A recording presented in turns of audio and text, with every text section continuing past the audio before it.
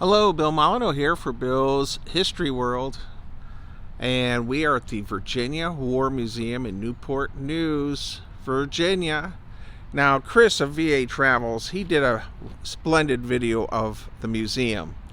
What I think I'm going to do is I'm going to walk around the grounds and hit all the different artillery pieces and vehicles that they have. All right, so while we walk around the building right to left, and then we'll go out and hit the field. Well, they have an enormous amount of artillery here, and I'm not going to go through and talk about each piece. I might pick out something special here and there. So, I believe this is a British artillery piece here. Not sure, so all of you out there, more than happy to have you send me a note. Amount of artillery and vehicles here is quite impressive.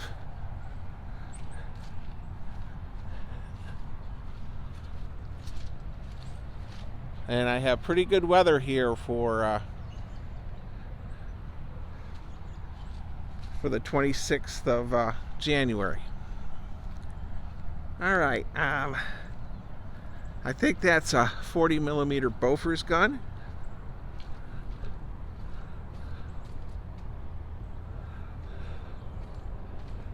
I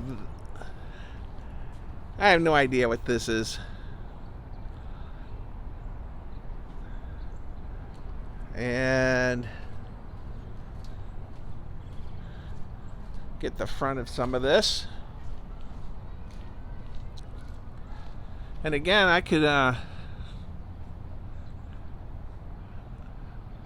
you always use your help.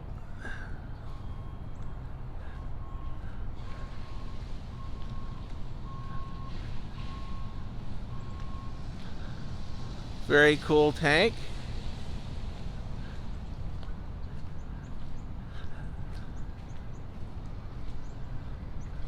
Boy, I have a beautiful day here, 75 degrees in January.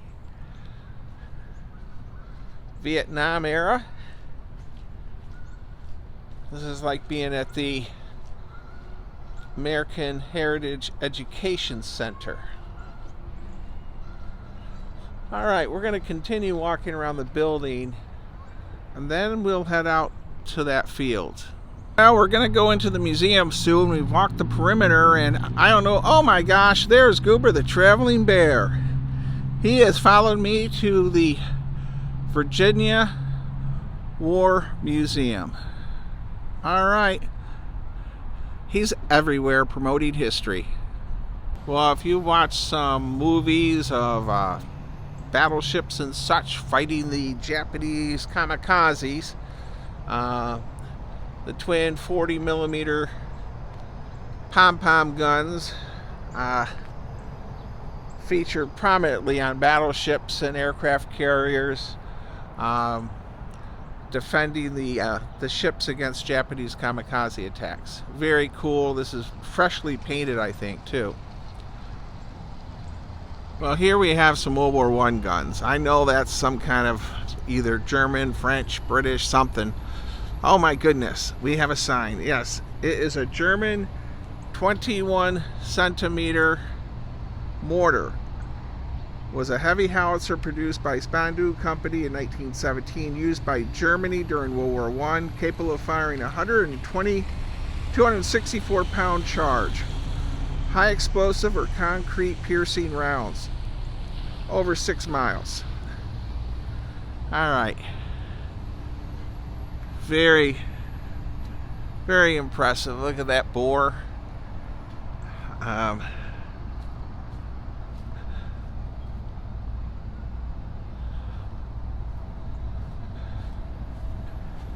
Incredible gun. Here's the breech.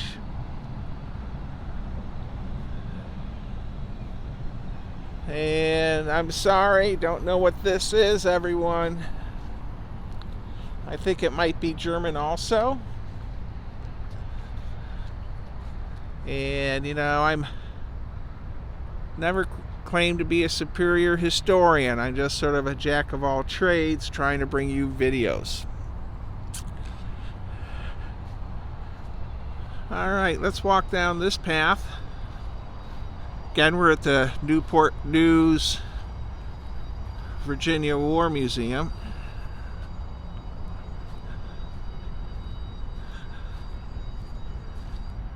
And don't know if this is British or American. Let's see. We have Goodyear tires on it. Be a wonderful trivia pursuit is discovering the different cannons. I believe all of these might be Spanish-American War era or World War I. I think the USS Olympia, which is Spanish-American War, has guns that look like this in its broadsides. Well, this really has a Spanish-American War, World War I look, especially with the gun shield, very naval look. I know the Spanish cruisers during the Spanish-American War had gun shields like that also.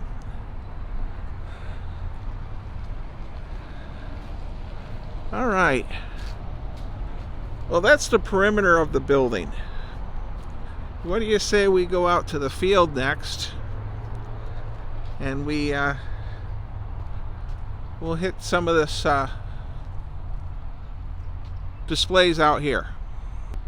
All right. Well, we have a 3-inch gun, I believe. Yes, it's a 3-inch. So,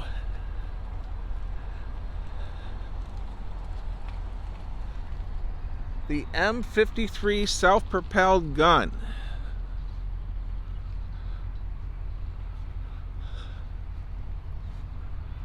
Stunning. Oops. All right. Developed in the early 1950s. The M53 was accepted for service near the end of the Korean War.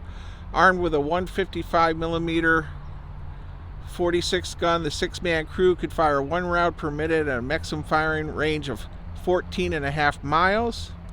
Had a speed of 35 miles per hour and had upgraded to an 8-inch howitzer. The Marines, however, kept the 155, designed and used for long-range fire support in Vietnam. So this saw service in both the Korean War and the Vietnam War. So this is long-range artillery support, but giving armor protection to the crew. I believe I've seen in a video where this snow shovel type looking thing goes down to help with the recoil and of the gun. Okay, boy, there's a lot to see in this field. All right, we'll walk out to the big guns out there. Well, here we have the Long Tom artillery piece. I think that's what it's called. The Army Heritage Center, Carlisle, has one. They have it in a little wooded area.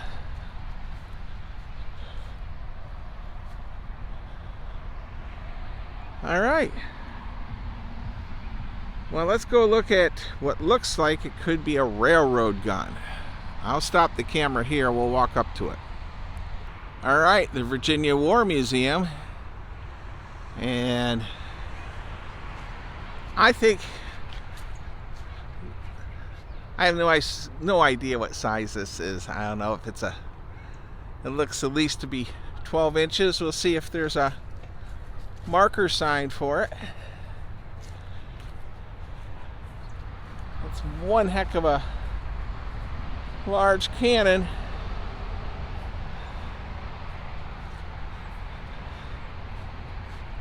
Okay. Wow, here we go. This is the T1 120 millimeter gun. This is prior to the nuclear age. May 1950 saw the launch of the 120 millimeter gun projectile, the atomic cannon. While the T-gun was cast aside, the Army did retain a piece of its design. Successfully fired the atomic projectile as part of a nuclear test while mounting on the carriage developed from the abandoned T-1 gun. So, it could lob an atomic bomb, basically. All right.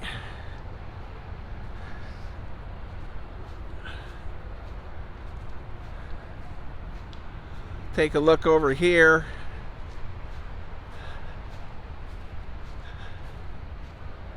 This display looks like they're in the process of putting it together. And it's an 11-inch howitzer. Giant foot pads. I bet it's going to be a little while before they get this up and running. Well, I found a torpedo here in this garden area. It's quite nice in here. U.S. World War II Submarine Memorial in memory of the crews of the 52 United States submarines lost in World War II. Very nice. Lists all the submarines. And this is a nice memorial park here. And we have another naval gun.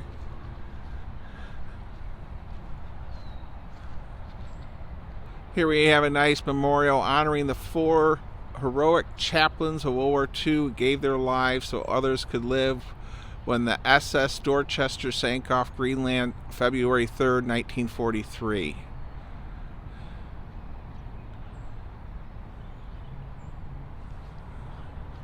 A Protestant, a Catholic, a Protestant, and a Jewish under one God, Catholic, Jewish, Protestant, dedicated November 12th, 1989. I found a nice memorial here dedicated to the men of the USS Scorpion. It's submarine 589. The monument is dedicated to the 99 gallant men who went down with their ship 400 miles southwest of the Azores, declared lost June 5th, 1968.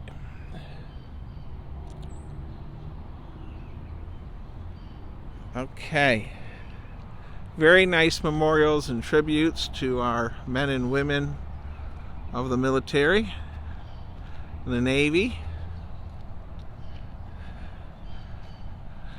Now, just spotted this, everyone. This is an eternal peace light burning, and we need to take a moment to there was one at the IBM Country Club for our World War II veterans, which is no longer there. We have the Peace Light Memorial in Gettysburg, of course. This is a Vietnam War monument, groundbreaking 8490. And there is the eternal flame. And there are memorial monuments throughout this park. It's a very nice park here. All right, we're going to go inside the museum next. So, if you're in Newport News, this museum is definitely worth visiting. Well, here we have the 40 millimeter quad Bofors anti-aircraft gun.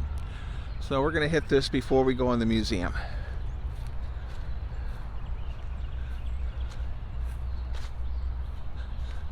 Oh, this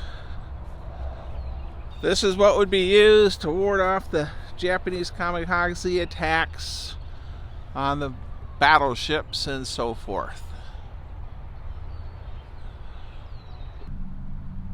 All right, everyone, let's go into the Virginia War Museum. Hours are Wednesday through Sunday, 9 a.m. to 4 p.m. Admission and adults, $8 for adults, seniors 62 and above, 7.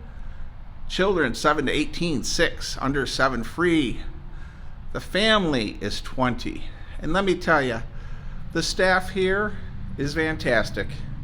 So, please visit the Virginia War Museum. They have a lot of stuff, don't they, Goober?